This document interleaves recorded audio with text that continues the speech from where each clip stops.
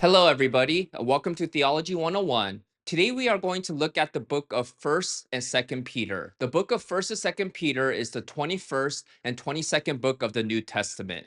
The New Testament has 5 sections: the Gospels, the Acts of the Apostles, the Pauline epistles, the general epistles, and the book of Revelation.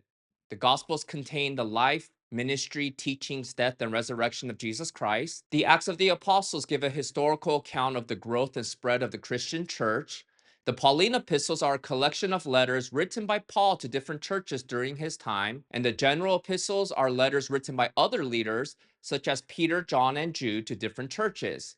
Finally, the book of Revelation gives a picture of how the story of the world will end with Jesus returning to earth to restore and reign on it.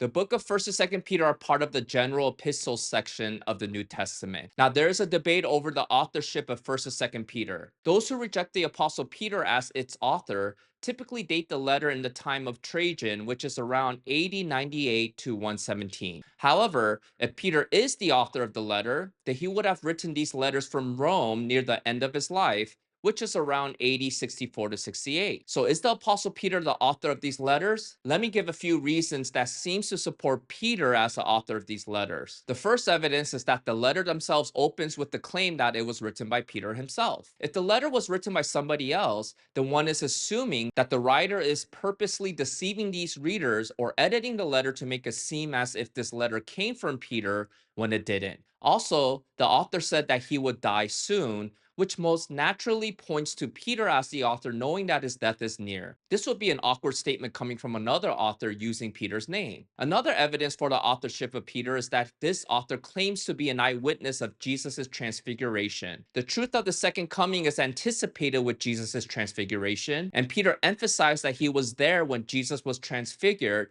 and that this event happened. He points to himself as an eyewitness and that he heard the words of God the Father spoken from heaven. If this was written by another author, then this will undermine any claim that he was an eyewitness to Jesus' transfiguration, which would also undermine the certainty of Jesus' second coming. Then we see Peter refer to the Apostle Paul as a beloved brother, which would make sense coming from Peter.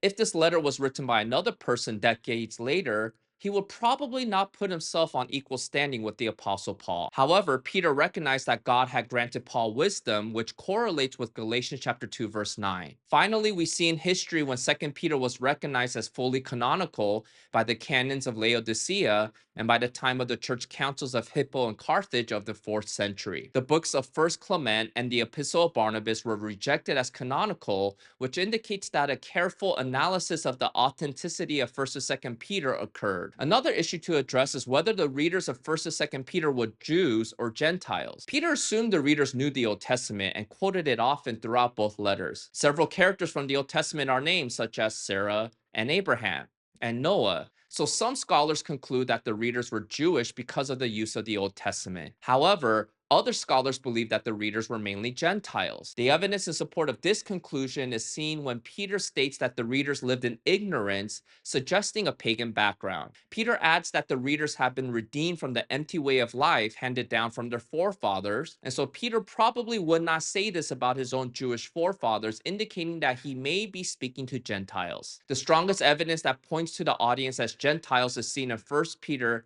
chapter 4, verses 3 to 4. For the time that is past suffices for doing what the Gentiles want to do, living in sensuality, passions, drunkenness, orgies, drinking parties, and lawless idolatry. With respect to this, they are surprised when you do not join them in the same flood of debauchery, and they malign you. Peter probably will not characterize Jews with such sins. So why would Peter quote the Old Testament when speaking to Gentiles? We know from other letters like 1 Corinthians where allusions to the Old Testament were included in letters written to Gentiles. It seems that when Gentiles converted, they were taught from the Old Testament, which allowed the biblical authors to use them as ways to instruct their Gentile audience. Now, what is the purpose of 1st and 2nd Peter? It is to encourage believers to stand fast while they endure suffering. Peter encourages them to persevere, knowing that there is a great reward for them on the day of salvation. Such perseverance is exhibited by living a godly life and living as godly citizens. When believers live in such a way, they indicate that they are placing their hope in God rather than in this world. Since the end is coming soon,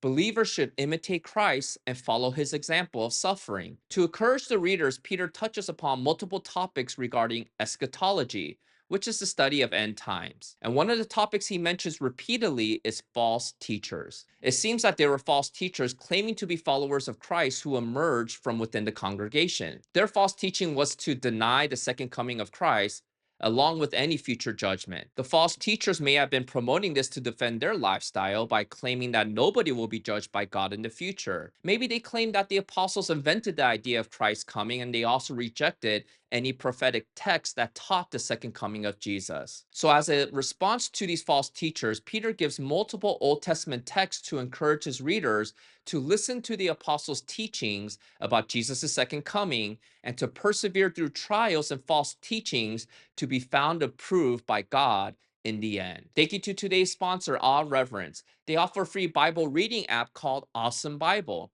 If you want to find out more, I'll leave some links below in the description box. If you missed the last video about the book of James, I'll leave a link here for you to watch. And until next time, see you.